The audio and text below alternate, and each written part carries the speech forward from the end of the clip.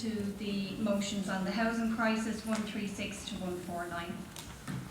Housing is a right, as Jonathan O'Brien said earlier. Why?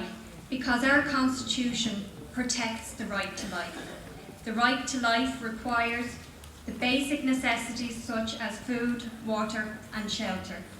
The right to housing probably should be enshrined in our Constitution, because maybe then this government might take their responsibility more seriously. Empty promises of funding for housing have proven to be just that, empty promises. Every constituency, particularly in Dublin, can still see huge numbers of wives sitting idle while councils are drip-fed the funding required to bring them back to use. This project is taking far too long.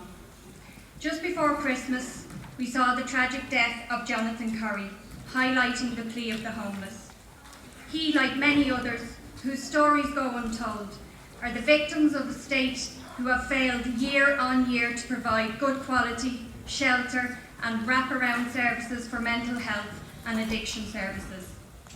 This and the growing numbers of families as homeless, presenting as homeless due to rising rents or mortgage distress, highlights the failed policies of this government, who have no interest in tackling this crisis.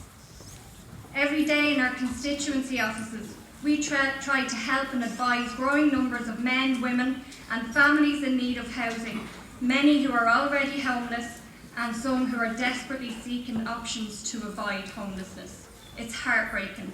There's not much we can do when our hands are tied. There are little or no options left because this crisis is out of control. The only way this crisis can be resolved is by building housing, and building it now.